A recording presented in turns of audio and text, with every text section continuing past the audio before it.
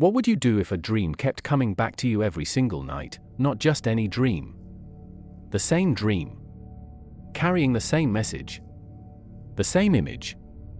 Pointing in the same direction. Again and again and again. Until you could no longer ignore it. Until the dream became louder than your waking life. Most people dismiss a dream like that. They call it imagination. They call it wishful thinking.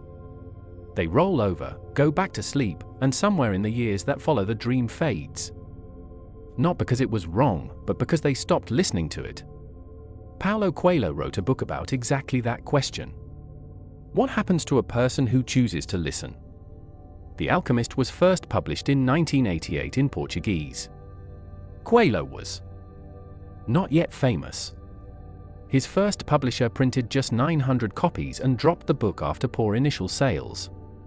Coelho refused to give up on it. He found another publisher. And then something happened that no one could have predicted. Word spread. Quietly at first. Then unstoppably. Reader by reader, country by country, language by language. The Alchemist has now been translated into more than 80 languages and has sold over 65 million copies, making it one of the most widely read books in human history. Paulo Coelho said he wrote it in 2 weeks. He described the experience as though the book had always existed somewhere inside him and he simply had to write it down. It was not created, it was uncovered. And perhaps that is why it reaches so many people. Because it is not really a story about a shepherd boy in Andalusia. It is a story about you. And about the dream that keeps coming back. And about what happens when you finally decide to follow it. The story follows Santiago, a young shepherd who has everything a simple life could offer. A flock of sheep that trust him.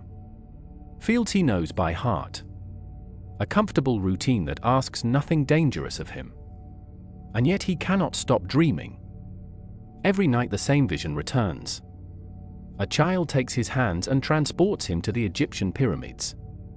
The child begins to speak, and Santiago wakes up. Every single time, before the child can finish. Before the treasure is revealed. So Santiago makes a choice that most people never make. He decides to find out what the dream is trying to tell him. He sells his sheep. He crosses the ocean to Africa. He loses everything to a thief on his very first day in a foreign land. He finds work in a crystal shop. He crosses the Sahara Desert with a caravan. He falls in love. He faces death. He meets a mysterious alchemist who knows things that cannot be explained. And ultimately, after all of it, he discovers that the treasure was never where he thought it was. But he could not have found it without the journey. This is not a book about treasure. It is a book about what happens to a soul that chooses to move toward what it was made for. About the forces that arise when a human being commits completely to their path. About what the universe does and does not do for those who are brave enough to begin. We are going to spend real time with this book today. Not rushing. Not summarizing. Taking each idea slowly, giving each one room to breathe, and asking what it means for the life you are living right now. Let us begin. The personal legend. This is the central idea of The Alchemist and perhaps the most important concept Paulo Coelho ever gave to the world. He defines it simply but profoundly. A personal legend is what you have always wanted to accomplish. It is not what you have been told to want. It is not what makes practical sense. It is not the safe choice or the responsible choice or the choice that other people approve of. It is what you have always wanted. What you dreamed of as a child before the world arrived with its opinions and its expectations and its very reasonable arguments for choosing comfort over soul. Coelho writes, it is what you have always wanted to accomplish. Everyone, when they are young, knows what their personal legend is. At that point in their lives, everything is clear and everything is possible. They are not afraid to dream and to yearn for everything they would like to see happen to them in their lives. Read that again slowly. When you were young, before the noise of life settled in, everything was clear and everything was possible. You knew what you loved. You knew what made you feel alive. You knew, without being able to explain it, what you were meant to do with your time on this earth. And then something happened. The years passed. Other people's voices grew louder than your own. Practicality arrived. Fear arrived. Obligation arrived. And the dream, the personal legend, got buried. Not destroyed. Buried. Covered over by the accumulated weight of a life lived more for others than for yourself. Coelho says this happens to almost everyone. And that the great tragedy of most human lives is not failure. It is the abandonment of the dream before the attempt was ever made. The Alchemist is a book about uncovering what was buried. About the courage to dig. But here is what makes Coelho's idea different from ordinary self-help advice. He does not say your personal legend is simply what you enjoy or what you are good at. He says it is something the universe itself participates in. When a person is pursuing their personal legend, Coelho says, the entire universe conspires to help them. Not as a metaphor. As a real description of how reality responds to a committed human soul. This is a bold claim. And the rest of the book is the evidence for it. Think about your own life. Before the world shaped you into who you became, what did you love? What made time disappear? What could you do for hours without noticing? That thing. That pull. That recurring sense that something is unfinished. That is your personal legend calling. It has not gone anywhere. It has simply been waiting. Patiently. With the kind of patience that only something eternal can afford. The soul of the world. Alongside the concept of the personal legend, Coelho introduces something he calls the soul of the world. And it is this idea that gives the book its spiritual dimension, the sense that the universe is not indifferent to human beings, but actively engaged with them. The soul of the world is the name Coelho gives to the intelligence that underlies all of creation. The force that moves through everything, through the wind and the desert, through animals and stones and stars, through the decisions of human beings and the outcomes of their lives. It is the principle of unity beneath the apparent diversity of existence. The idea that everything in the universe is made of the same substance and speaks the same language if you are still enough and attentive enough to hear it. Santiago learns to hear it on his journey. He learns to read the flight of birds as a message. He learns to feel the difference between a direction that is right and a direction that is wrong, not through logic, but through something older than logic. Through what Coelho calls the language of the world. The alchemist himself describes it this way. He says that when you want something with your whole heart, not as a wish, but as a decision, the soul of the world is tested. It wants to see whether you are serious. Whether the commitment is real. And if it is, it begins to conspire on your behalf. This is the line most people remember from the book. When you want something, all the universe conspires in helping you to achieve it. But Coelho is not saying the universe gives you what you want without effort. He is saying that when the effort is genuine, when the commitment is complete, unseen forces begin to operate in your favor. Doors that were closed begin to open. People appear who carry exactly what you need. Moments arise that could not have been planned by any human intelligence. The question is not whether you believe in the soul of the world. The question is whether you have ever experienced it.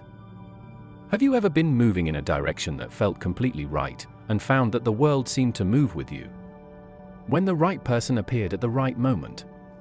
When a chance encounter changed everything? When a book fell open to exactly the page you needed? Most people call those things coincidence.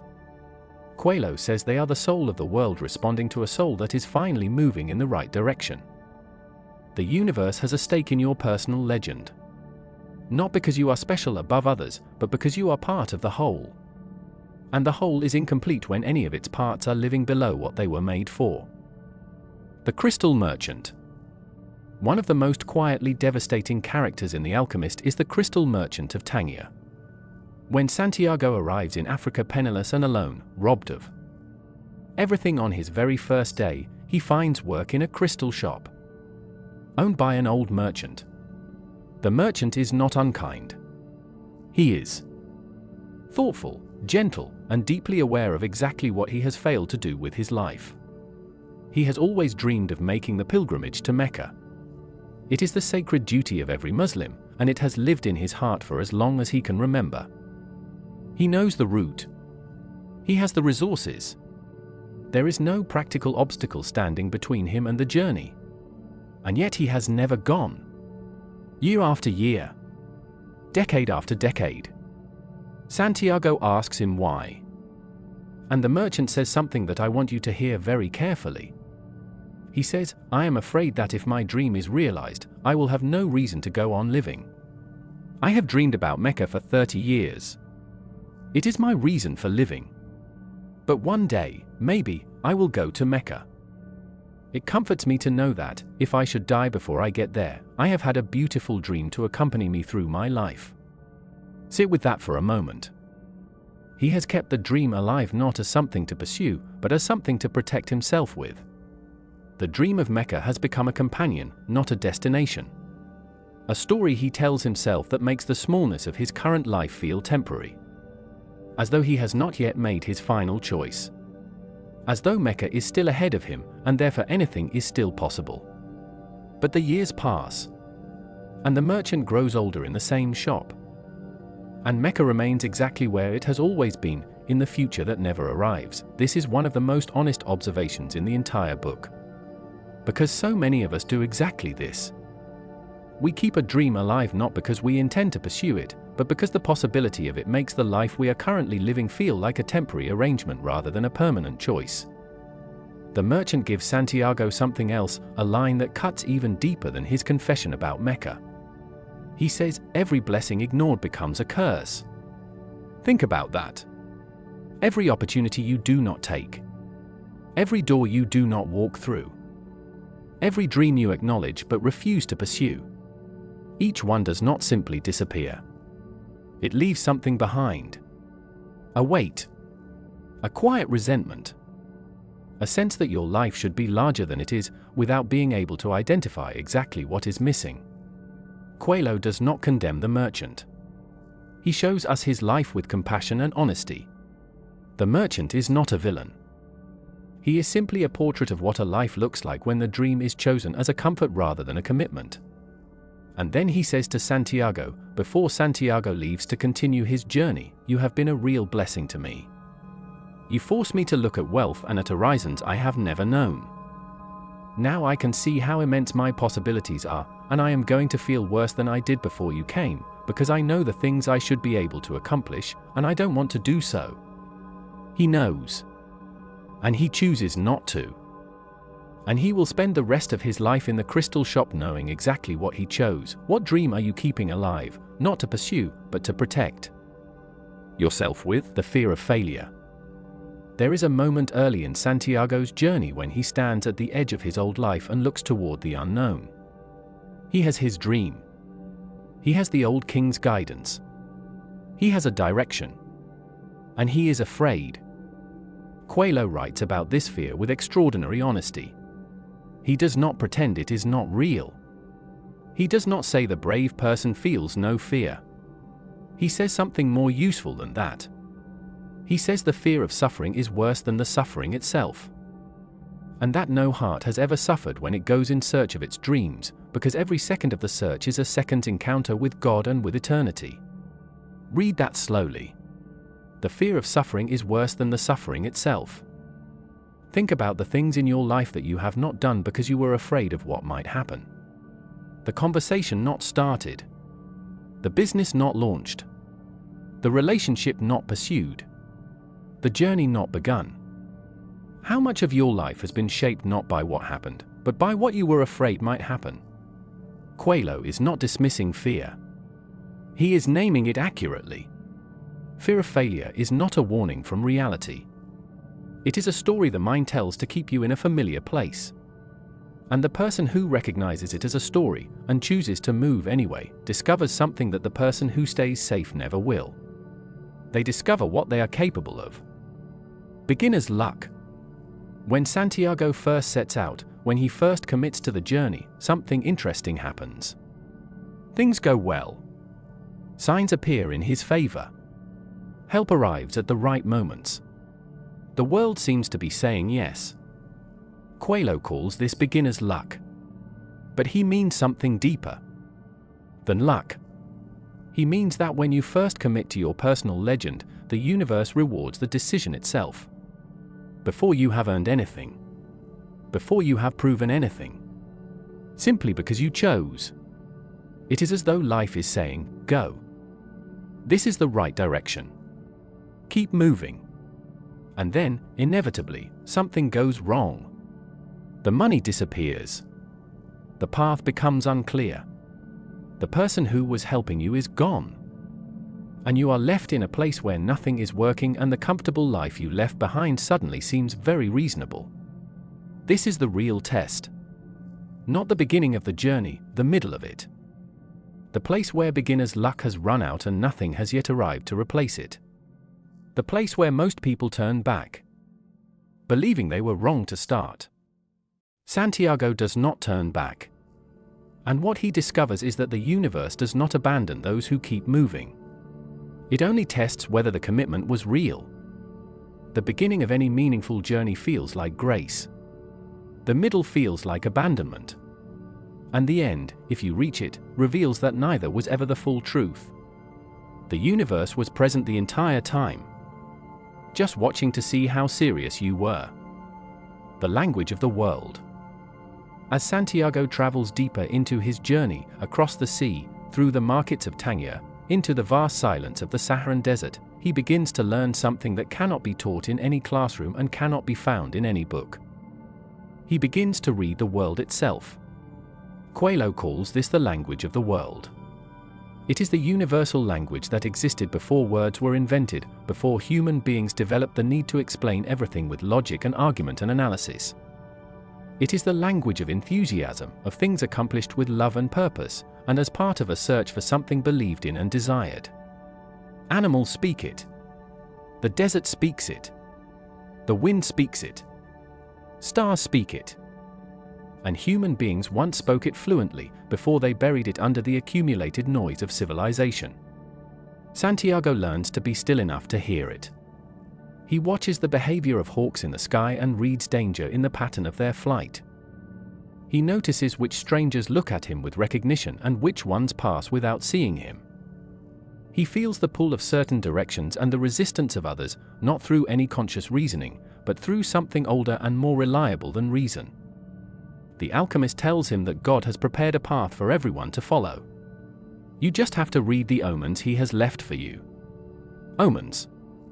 In the world of the alchemist, an omen is not a supernatural event reserved for prophets and mystics. It is any moment in which the universe makes its intention visible, if you are paying close enough attention to receive it. A stranger who appears at exactly the right moment with exactly the right words. A book that seems to choose you rather than the other way around. A conversation that answers the question you did not know you had been carrying. A dream that will not leave you alone. A feeling in your body, not your mind, your body, that says yes to this, or no to that. Most people dismiss these moments as coincidence. They are too busy, too rational, too afraid of looking foolish to take them seriously. And Coelho says gently but clearly that dismissal is precisely the choice that keeps the personal legend buried. Santiago learns to say something different. He learns to say, I will pay attention. I will take what I am shown seriously. I will trust that the universe is communicating with me through the texture of ordinary life, and as he does, the signals multiply. Because attention, like gratitude, generates more of what it is directed toward. The world speaks more clearly to those who have learned to listen. This is not a mystical claim available only to spiritual masters. Every human being has felt it. The moment when you just knew something. When the right answer came not from thinking but from somewhere deeper than thought. When you followed a feeling that you could not explain, and it turned out to be exactly right. That is the language of the world. Speaking through you. Speaking to you, the question is not whether it exists. The question is whether you are willing to slow down enough to hear it. Maktub. There is an Arabic word that appears again and again throughout The Alchemist. It surfaces in conversations, in the thoughts of characters, in the mouth of the alchemist himself. Maktub. It means, it is written. It carries the ancient idea that certain things in a human life are not accidents. That they were set in motion before the person was born. That the path was laid before the first step was taken. But Coelho uses this word with great care. Because maktub is not an invitation to passivity. It is not an excuse to sit down and wait. It is not a reason to stop making choices or to stop taking responsibility for the direction of your life. Maktub means the path exists. But you still have to walk it. The treasure is real, but you still have to go looking for it. The love is waiting, but you still have to risk the journey toward it. The personal legend is written in your soul, but you still have to choose to honor it, day after day, in the face of everything that tries to convince you otherwise. In Coelho's world, fate and free will are not enemies.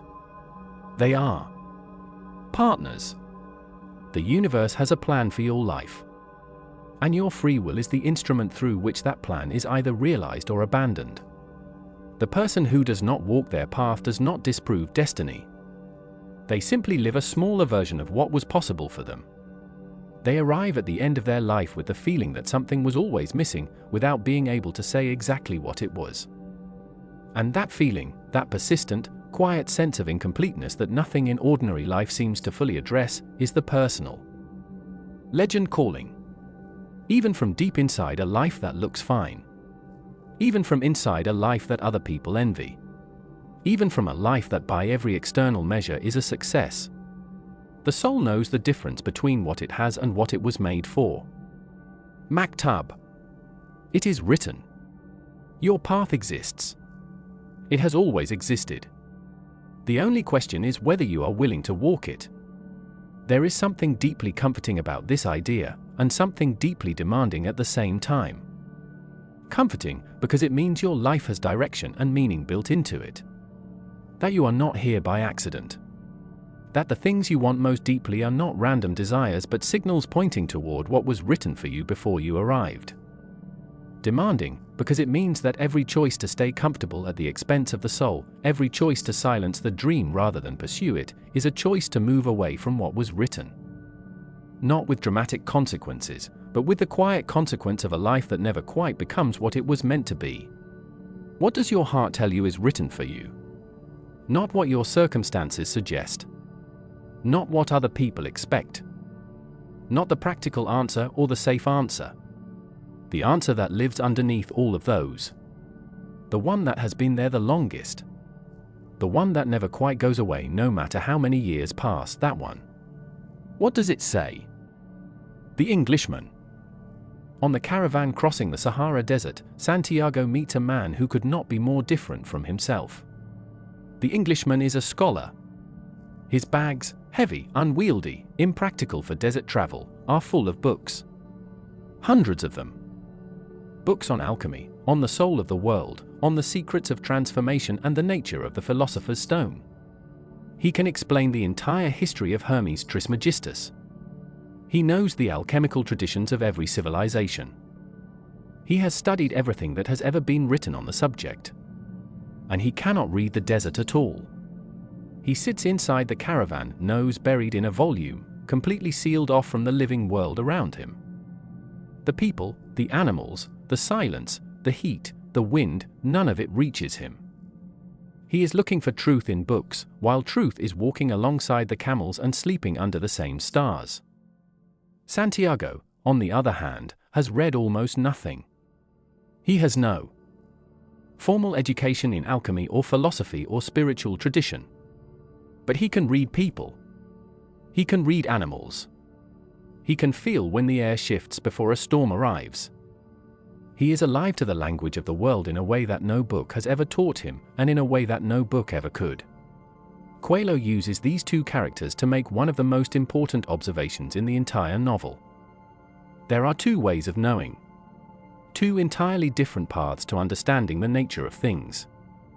The first is through information, through reading, through study, through accumulated knowledge, through systems and frameworks and the thoughts of other human beings preserved in written form. This is the path of the Englishman. The second is through experience, through presence, through observation, through living fully in the moments that life presents rather than reading about them afterward.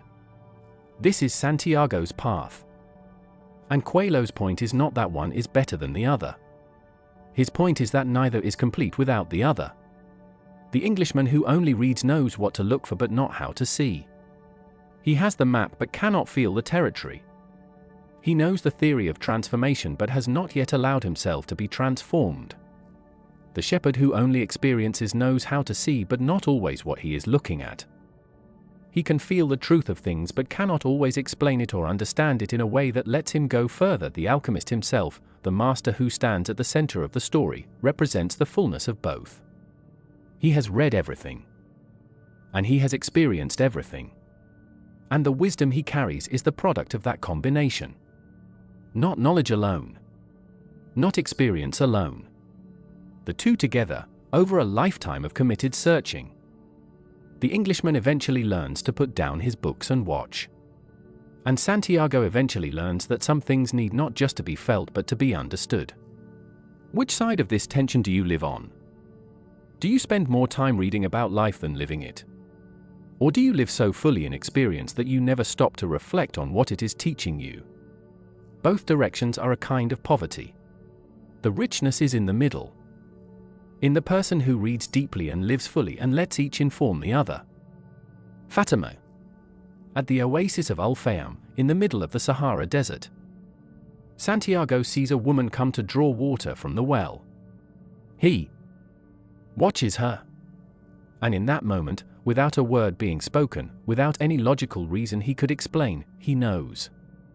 He knows that this woman is going to be important to him in a way that he has never experienced before. Not because of beauty alone. Because of recognition.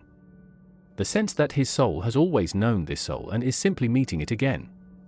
Fatima becomes the great love of Santiago's life. And their relationship, brief in duration but infinite in depth, is one of the most beautiful and unusual love stories in modern literature. What makes it unusual is what Fatima does when Santiago tells her he loves her and that he is considering abandoning his journey to stay with her at the oasis. She does not encourage him to stay. She does not tell him his dream can wait, that the two of them are enough, that the treasure can be found another time. She says, if you have to wait, I will wait. But if you have to go away, go. I will be here when you return. A woman of the desert knows how to wait for her man. And if you never return, it does not matter. You will have been my dream for the rest of my life. Let that land completely. She loves Santiago enough to want him to become everything he is meant to become, even if that means he leaves. Even if that means he faces danger she cannot protect him from. Even if that means he never comes back. This is what Coelho means when he says that true love never keeps a man from pursuing his personal legend. If it does, if love is used as a reason not to pursue the thing your soul was made for, then what is wearing love's name is not really love.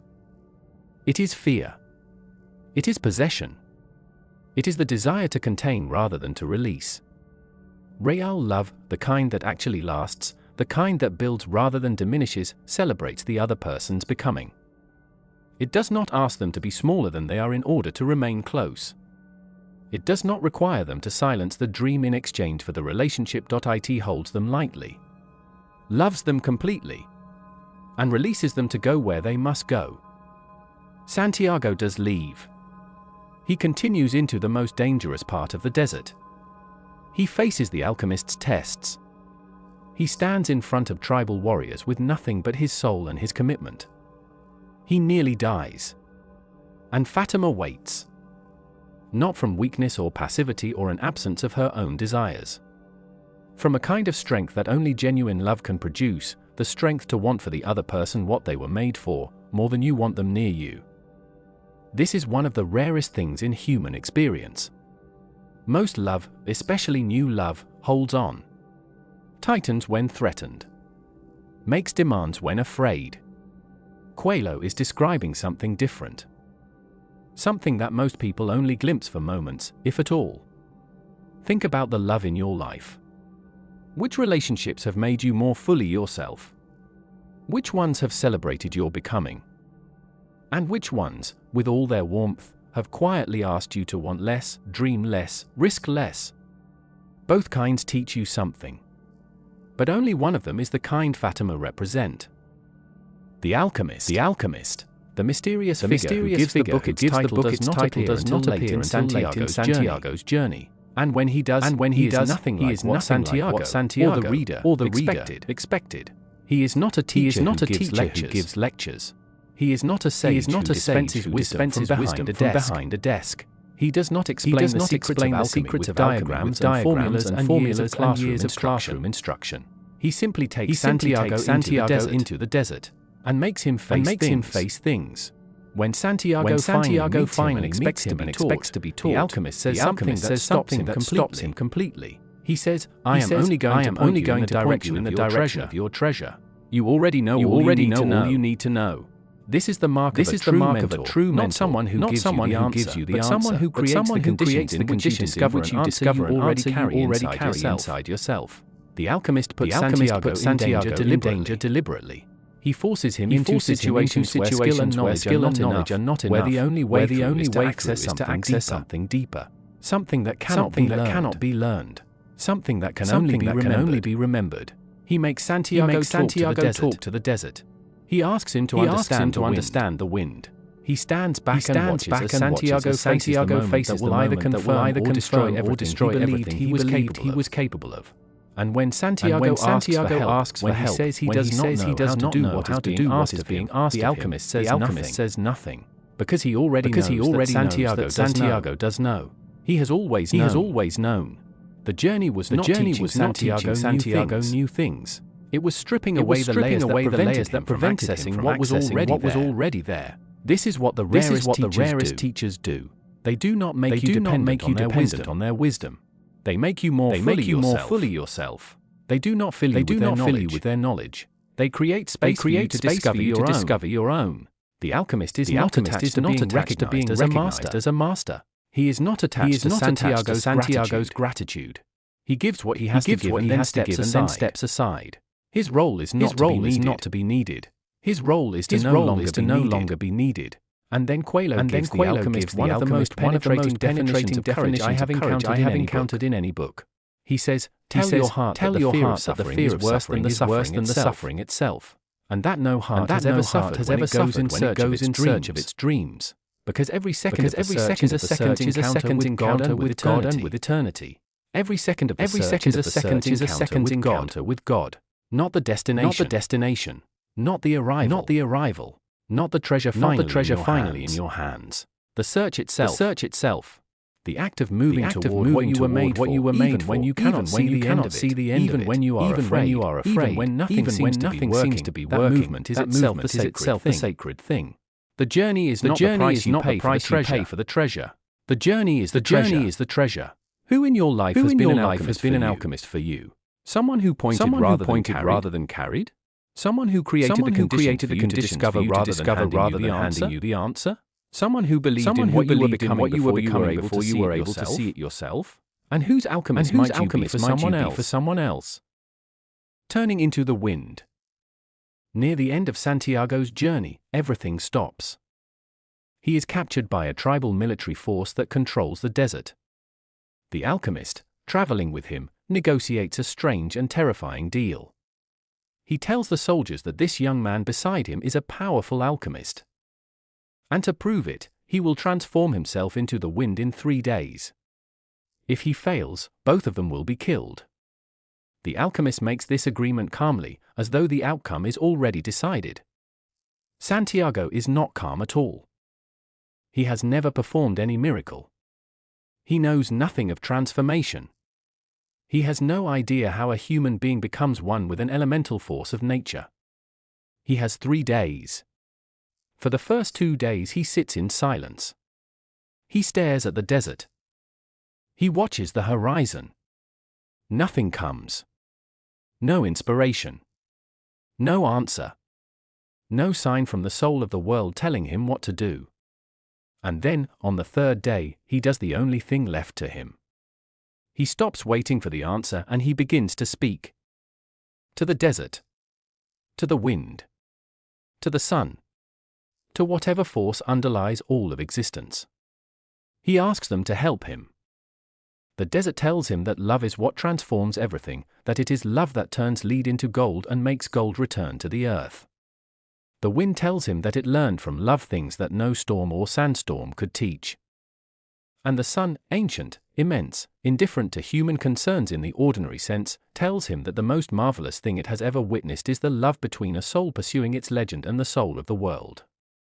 And in that conversation, in that moment of absolute, complete surrender to forces larger than himself, something shifts in Santiago that cannot be described in the language of ordinary experience.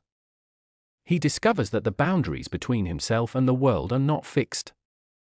That the separation between himself and the desert, between himself and the wind, between himself and the universe itself, is not the permanent reality it always seemed to be. It is a story. A story the mind tells to feel separate and safe. And when that story dissolves, when he lets go of the idea that he ends where the world begins, what becomes possible is impossible to plan for. The tribal soldiers watch. The sandstorm rises from nowhere. The entire camp is engulfed. And Santiago appears on the other side of the storm, standing alone in the silence. He turned himself into the wind. Coelho is not asking you to believe in literal magic. He is describing what happens at the absolute limit of human capacity, when skill and knowledge and effort have all been exhausted, and the only thing left is surrender. Not surrender as defeat. Surrender as the moment when you stop insisting on the boundary between yourself and the force you need. When you stop protecting yourself from the very thing that could transform you. Most people never reach this place because they turn back before they reach the edge. They find a way to avoid the full commitment. They leave a small part of themselves held in reserve, safe, uninvested, protected. Santiago does not hold anything back. And so the wind can move through him. What would it mean to stop holding something in reserve? To commit fully, without the escape route, without the fallback, without the part of yourself you keep protected from the journey? That is what it means to turn yourself into the wind. The treasure was here all along. After everything Santiago has endured, after the Atlantic crossing, the thief in Tangier, the crystal shop, the desert caravan, the love at the oasis, the tribal warriors, the alchemist. The miracle of the wind, he finally arrives at the Egyptian pyramids. He stands before one of the great wonders of the ancient world. He has crossed continents. He has lost everything and found it again. He has faced death and survived it. He is finally here. He digs. He digs until his hands are raw. He digs until exhaustion takes over. And he finds nothing. Then a group of desperate men appears. They beat him and take what little he has. And in the middle of this, beaten, exhausted, on the ground in the Sahara, one of his attackers tells him something. The man says he has had a recurring dream his whole life. In the dream, there is a treasure buried in the ruins of an old church in Spain, in the floor, under a sycamore tree that grows inside the ruins. He laughs as he says it. He says he would never be foolish enough to cross oceans chasing a dream. Santiago listens. He says nothing. Because he knows exactly which church the man is describing. It is the church in Andalusia where he was sleeping when he first had the dream of the pyramids. It is where his journey began. It is where he lay down one night as a shepherd boy and dreamed of treasure across the sea. The treasure was in Spain the entire time. He traveled to Africa. He crossed the Sahara Desert. He faced death. He fell in love. He turned himself into the wind. He stood at the Egyptian pyramids. And the treasure was buried in the exact field where he started. This is the great paradox at the heart of The Alchemist. And it would be easy to misread it as cruel irony, as though the journey was a waste, as though he should have dug under the sycamore tree from the beginning and saved himself years of suffering and loss. But Coelho means exactly the opposite. Santiago could not have found the treasure at the beginning of the story. Not because it was hidden, but because he was not yet the person who could receive it. He did not yet have the eyes to recognize what was underneath his feet. He had not yet become the person the treasure was waiting for. The journey made him into that person. The losses, the love, the fear, the surrender, the miracle, the conversations with the desert and the wind, none of it was a detour. All of it was the transformation. The journey did not lead to the treasure. The journey was what made Santiago into someone capable of finding it. And this is the answer to the question that every person asks at some point in the middle of a difficult life. Why do I have to go through all of this? Why can it not simply be given to me? Why is the path so long and so uncertain and so full of things that hurt? Because you are not yet the person who can hold what you are asking for. And the journey, the specific, personal, unrepeatable journey of your particular life, is what creates that person. Everything that has happened to you has been preparing you for something. Not as punishment. Not as random difficulty. As preparation. As the precise and necessary making of the person you are being asked to become. The treasure is real. It has always been there. And you have always been walking toward it, even in the moments when it felt most like you were lost. What is buried at your beginning? What was present in your life long before you had the eyes to recognize it? 17 themes from one book.